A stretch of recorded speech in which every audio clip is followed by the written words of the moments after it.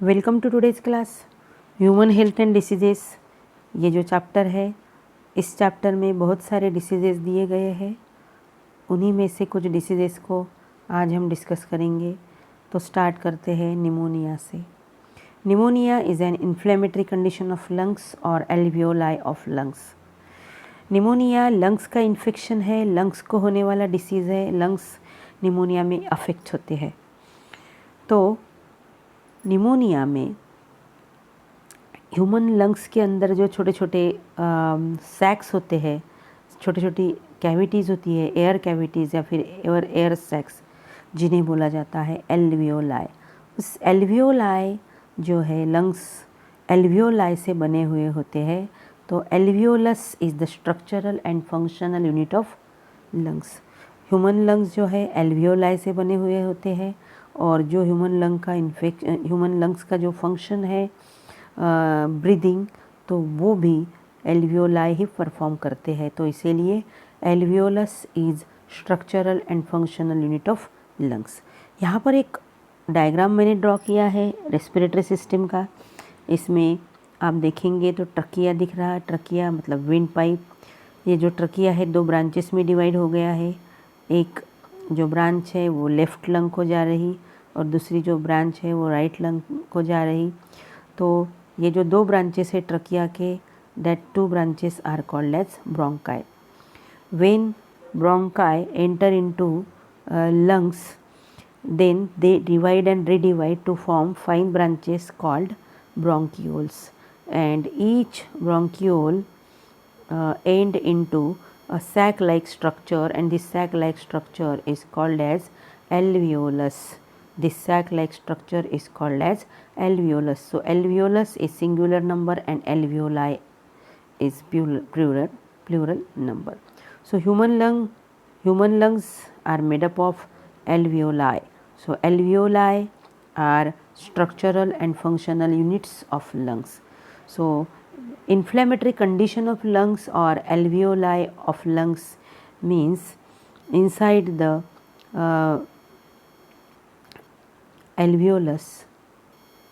Alveolus जो है, alveolus के अंदर ऐसे फ्लूइड भर जाता है और इसी को बोलते हैं इन्फ्लेमेटरी कंडीशन ऑफ लंग्स और inflammatory condition of alveoli of lungs. तो ये जो डिसीज़ है जो हम डिस्कस कर रहे हैं यही है निमोनिया। निमोनिया में लंग्स को इन्फेक्शन होता है, लंग्स अफेक्ट होते हैं। और लंग्स किससे बने हुए होते हैं? लंग्स बने हुए होते हैं एल्वियोलाई से। यहाँ पर एक डायग्राम बनाई है, देखिए। ये जो लंग्स का छोटा सा हिस्सा मैंने यहाँ एक ड्रॉ करके दिखाया है। इसे नाम दिया है clumps of alveoli. Clump of alveoli एक हमें दिख रही है। ये एक छोटी सी ब्लैक कलर की ट्यूब, ये एक branch, this is called as bronchiole. और उसके एंड, ब्रोंकियोल का एंड अगर हम देखेंगे तो वहाँ पर छोटे छोटे सैक्स दिख रहे। That sacs are called as alveoli. और इसी एल्वियोलाई में फ्लूइड भर जाता है और this condition is called as pneumonia. तो निमोनिया जो है, निमोनिया ये लंग्स का इन्फेक्शन है। इसमें लंग्स इन्फेक्ट होते हैं, लंग्स अफेक्ट होते हैं निमोनिया से। मतलब लंग्स के अंदर जो एल्वियोलाई है वो, क्योंकि लंग्स तो एल्वियोलाई से ही बने होते हैं। तो इस तरह से अब इसका नेक्स्ट हम देखेंगे कि इसके कॉजिटिव ऑर्गेनिजम्स क्या है। इसके जो कॉजिटिव ऑर्गेनिजम्स है वो है कॉजिटिव ऑर्गेनिज्म जो है इसके, वो कॉजिटिव ऑर्गेनिजम्स को हम डिस्कस करेंगे। कॉजिटिव ऑर्गेनिजम्स है वायरसेस है, बैक्टीरिया है, फंगस है। किसी भी ऑर्गेनिज्म से ये निमोनिया हो सकता है। वायरसेस में इन्फ्लुएंजा वायरस है, एडिनो वायरस है, पैरा इन्फ्लुएंजा वायरस है एंड रेस्पिरेटरी सिंसिशियल वायरस मतलब RSV। इतने सारे वायरसेस है जिनकी वजह से निमोनिया हो सकता है, लंग्स का इन्फेक्शन हो सकता, लंग्स का इन्फ्लेमेशन हो सकता है। इसके बाद बैक्टीरिया भी रिस्पॉन्सिबल होते हैं निमोनिया कॉज करने के लिए। बैक्टीरिया के नाम देखिए ये स्ट्रेप्टोकोकस निमोनी है। स्ट्रेप्टोकोकस निमोनी ये जो बैक्टीरिया है, it is main causative organism of pneumonia. इसी की वजह से ज़्यादातर निमोनिया होता है स्ट्रेप्टोकोकस निमोनी बैक्टीरिया से। फंगल पैथोजेन भी है, फंगस से भी निमोनिया होता है। फंगस निमोनोसिस्टिक जीरोवेसी एंड निमोनोसिस्टिक कैरिनी, ये जो दो फंगस के नाम मैंने यहाँ लिखे हैं, ये दो फंगस की वजह से निमोनिया हो सकता है। और it is also caused by chemical Burns और फिजिकल इंजुरी टू लंग्स को अगर कुछ फिज़िकल इंजुरी हो जाती है, मार लग जाता है, या फिर कुछ केमिकल बर्न होता है जैसे एसिड से या फिर किसी भी केमिकल से अगर बर्न होता है, तो इसी के बाद भी निमोनिया हो सकता है, लंग्स का इन्फेक्शन हो सकता है, लंग्स का इन्फ्लेमेशन हो सकता है। नेक्स्ट है symptoms of pneumonia. First symptom is cough produces yellow और ग्रीनिश स्पूटम और फ्लेम। कफ प्रोड्यूसेस येलो और ग्रीनिश स्पूटम और फ्लेम। फ्लेम मतलब जिसे हम बोलेंगे कफ बोल सकते हैं हम। तो जिस पेशेंट को निमोनिया होता है उसे कफ होता है, खांसी होती है, और जब वो खांसता है तो उसके मुंह से एक कफ निकलता है। तो कफ जो है येलो या फिर ग्रीनिश कलर का होता है। हाई फीवर, ये भी इसका एक सिम्टम है। हाई फीवर, बहुत ज़्यादा बुखार रहता है। Shortness of breath, dyspnoea. Shortness of breath मतलब वो उसे सांस लेने में तकलीफ़ हो जाती है और उसकी जो सांसें है वो एकदम शॉर्ट होती है। Chest pain during deep breath और कफिंग। चेस्ट पेन होता है जब वो गहरी सांस लेता है या फिर जब वो खांसता है तो उसे चेस्ट पेन होता है। नेक्स्ट उसका सिम्टम है loss of appetite, fatigue, headache, vomiting, joint pains and muscle x.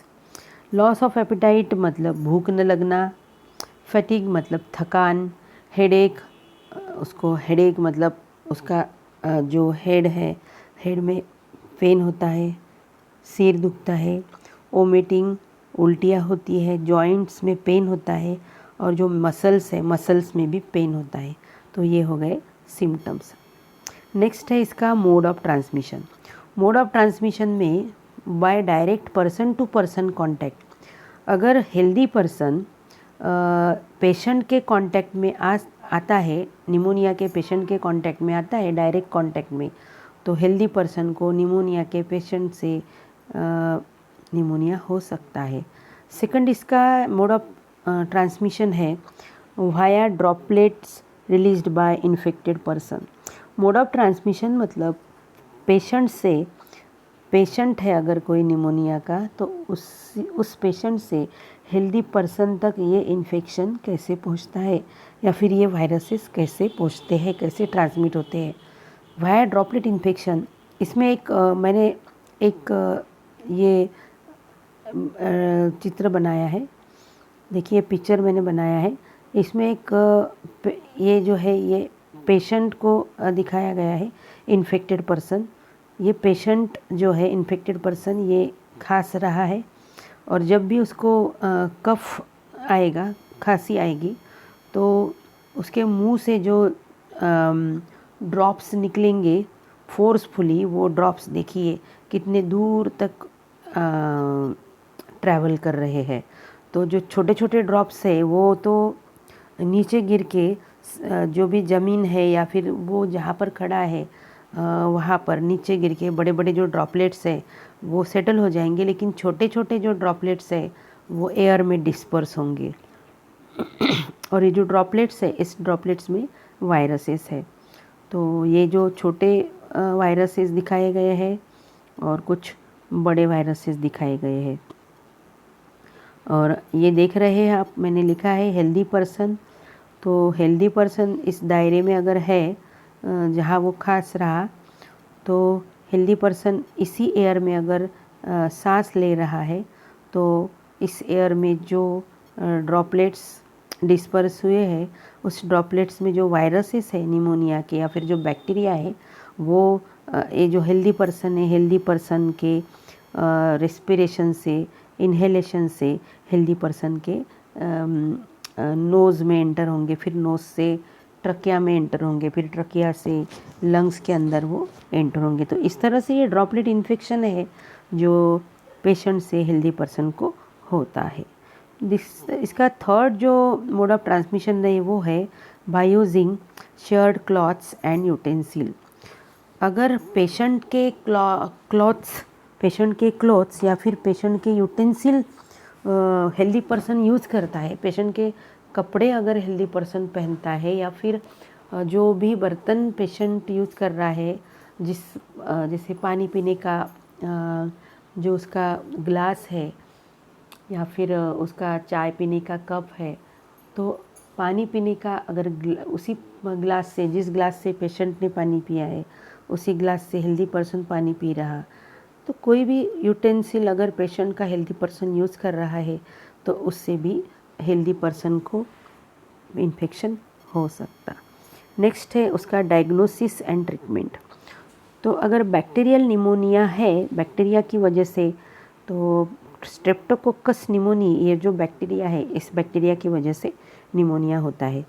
तो किसी भी पेशेंट को अगर बैक्टीरियल इन्फेक्शन की वजह से निमोनिया हो गया है तो डॉक्टर्स जो है उसको एंटीबायोटिक्स प्रिस्क्राइब करेंगे। उस एंटीबायोटिक्स का नाम है benzyl penicillin, ampicillin and chloramphenicol are effective. तो ये जो 3 एंटीबायोटिक्स है, benzyl penicillin, ampicillin and chloramphenicol, तो ये 3 एंटीबायोटिक्स है, ये 3 एंटीबायोटिक्स की मदद से इसका ट्रीटमेंट किया जाता है निमोनिया का। तो ये भी एंटीबायोटिक्स के नाम आपको याद रखने हैं। एमसीक्यू अगर आता है तो इसमें ये ऑप्शन ज़रूर रहेंगे। नेक्स्ट है प्रिवेंशन एंड कंट्रोल। इसका जो प्रिवेंशन है, prevention is better than cure, हम ऐसे बोलते हैं। प्रिवेंशन मतलब निमोनिया ना हो, इसलिए तो इस निमोनिया हमें ना हो, इसके लिए जो हम केयर लेंगे खुद की, that is prevention and control. Vaccination is important prevention in both children and adults. Vaccination इसका ज़रूरी होता है, चिल्ड्रंस को वैक्सीन दिया जाता है और एडल्ट्स को भी इसका वैक्सीन दिया जा सकता है। वैक्सीन्स अगेंस्ट, अब ये जो वैक्सीन्स है ये कौन से वायरस या फिर बैक्टीरिया के अगेंस्ट दिए जाते हैं। हीमोफिलस इन्फ्लुएंजा का इन्फेक्शन, स्ट्रेप्टोकोकस निमोनी का इन्फेक्शन नहीं होगा अगर वैक्सीन लेते हैं हम निमोनिया की। तो ये हीमोफिलस इन्फ्लुएंजा या फिर स्ट्रेप्टोकोकस निमोनी हमें इन्फेक्ट नहीं कर सकता, इसलिए वैक्सीन लेना चाहिए।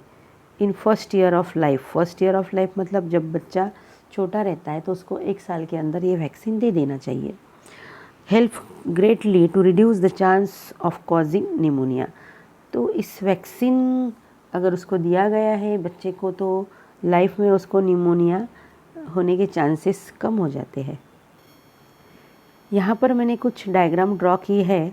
निमोनिया इन्फेक्शियस एजेंट, निमोनिया के जो एजेंट है, निमोनिया जिस किसी माइक्रो ऑर्गेनिज्म की वजह से होता है, ये सब ड्रॉ की है। देखिए ड्रॉ किया है, ये एडिनो वायरस का डायग्राम है। यहाँ पर ये लेग्योनेला निमोफिला इसका डायग्राम है, ये नीचे दिया गया है। स्ट्रेप्टोकोकस निमोनी का डायग्राम है ये, और ये एस्पेरिगिलस मतलब मोल्ड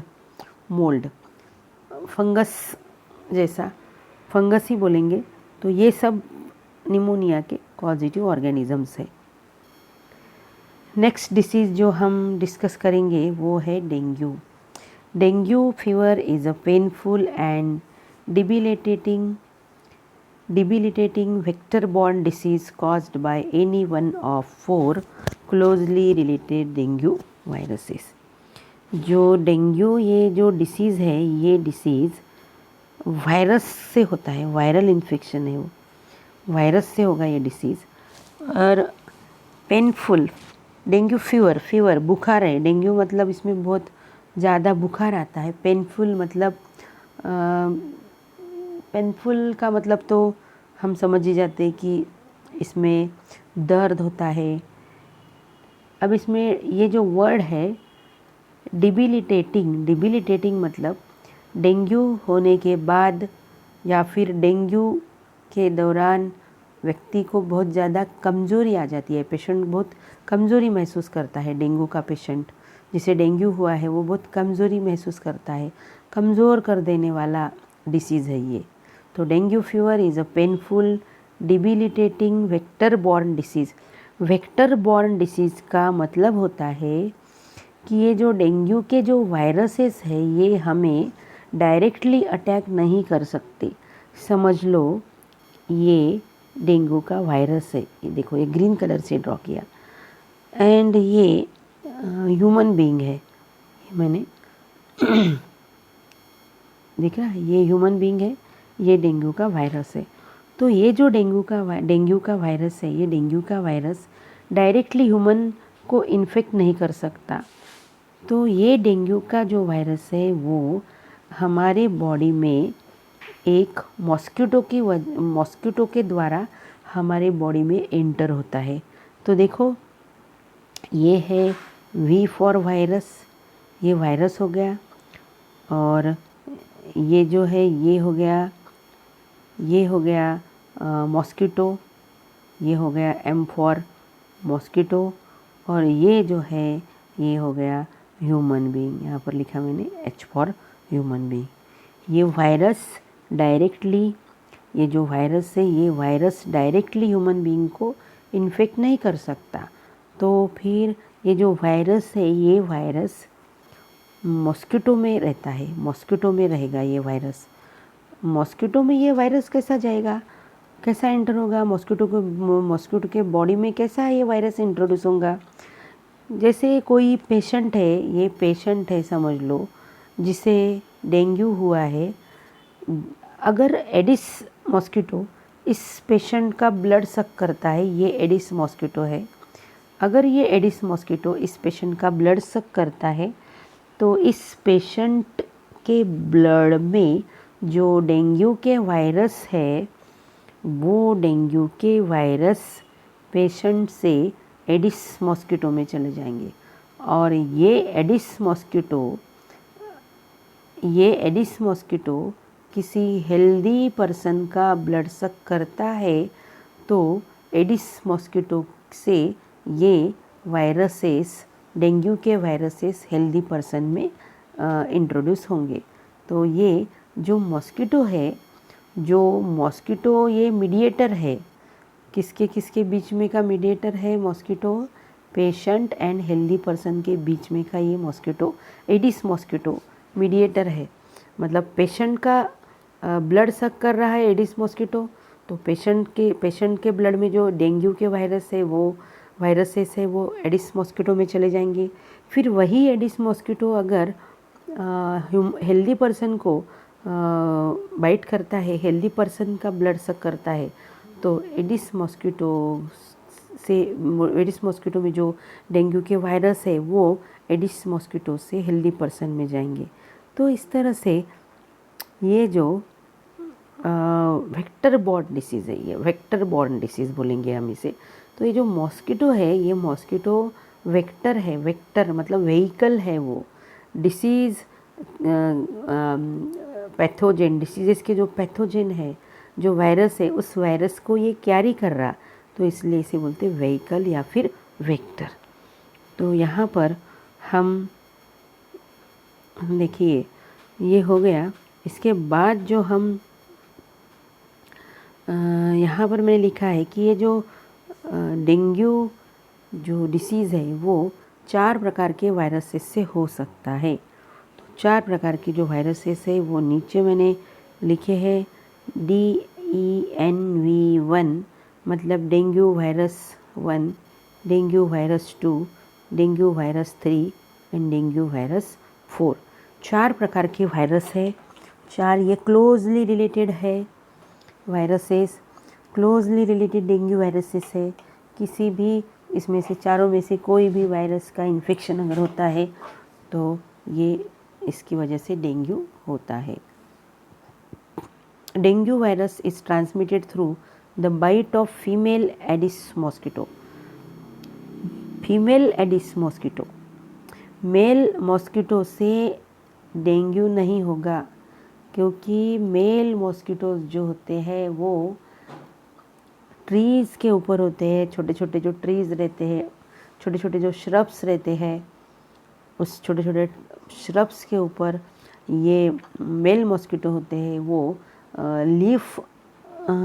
लीफ में जो सेल सैप होती है, लीफ में की जो सेल सैप है उसको वो सक करते हैं मेल मॉस्किटो। लेकिन जो फीमेल मॉस्किटो है वो फीमेल मॉस्किटो ह्यूमन का ब्लड सक करती है। तो इसीलिए ये जो डिसीज़ है ये फीमेल एडिस मॉस्किटो ही ट्रांसमिट कर सकती है, मेल नहीं। तो ये इम्पॉर्टेंट पॉइंट है कि dengue virus is transmitted through the bite of female Aedes mosquito. Next, the mosquito takes up the dengue virus when it sucks blood of a person suffering from dengue. तो जो अभी बताया वही कि patient का blood Aedes mosquito की female ने suck किया, फिर पेशेंट से एडिस मॉस्किटो में वो वायरसेस एंटर हुए।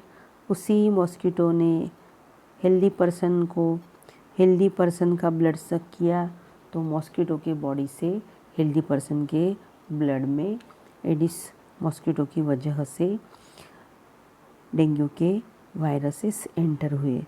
It cannot spread directly from one person to another person. Directly spread नहीं होते, पेशेंट के कांटेक्ट में आने से ये डिसीज़ स्प्रेड नहीं होता। ये डिसीज़ सिर्फ मॉस्किटो से ही स्प्रेड होता है। तो यहाँ हमने ये कंप्लीट किया। नेक्स्ट देखिए कॉमन कोल्ड, ये डिसीज़ हम स्टडी करेंगे। Common cold, it is a viral infectious disease of upper respiratory reason. Upper respiratory reason मतलब, ये डायग्राम को आप देखिए ज़रा। इस डायग्राम में रेस्पिरेटरी सिस्टम की डायग्राम है ये। इसमें upper respiratory tract and lower respiratory tract को डिफ्रेंशिएट किया है। तो अपर रेस्पिरेटरी ट्रैक जो है वो है, अपर रेस्पिरेटरी ट्रैक जो है वो इतना, अपर रेस्पिरेटरी ट्रैक है इतना, और इसके नीचे का जो है वो है lower respiratory tract. Upper respiratory tract में आता है नेज़ल कैविटी, फेरिंग्स ये गला, एंड लैरिंग्स मतलब साउंड बॉक्स। और जो लोअर रेस्पिरेटरी ट्रैक है, लोअर रेस्पिरेटरी ट्रैक में आता है ट्रकिया, प्राइमरी ब्रोंकाई, ये ब्रोंकाई, एंड लंग्स, ये लोअर रेस्पिरेटरी ट्रैक में आते हैं। तो जो ये कॉमन कोल्ड है, जैसे हम ज़ुकाम बोलते हैं ना, तो जो कॉमन कोल्ड है वो कॉमन कोल्ड जो भी है वो अपर रेस्पिरेटरी ट्रैक का इन्फेक्शन है। It is the infection of upper respiratory tract. It is the infection of upper respiratory tract. So common cold, it is a viral infection. It is viral infectious diseases of, it is a viral infectious disease of upper respiratory region. It is also known as nasopharyngitis, acute viral rhinopharyngitis, acute coryza और cold. इसे कितने नाम दिए गए हैं, इतना simple सा disease है। इसे नाइजोफेरेंजाइटिस बोलते हैं, एक्यूट वायरल रीनोफेरेंजाइटिस बोलते हैं, या फिर एक्यूट कोराइजा और कोल्ड भी बोलते हैं। हमें कोल्ड ये वर्ड पता है, कोल्ड मतलब ज़ुकाम। It is caused by a group of viruses known as rhino viruses and corona viruses. तो ये जो कॉमन कोल्ड है ये रीनो वायरसेस से होता है।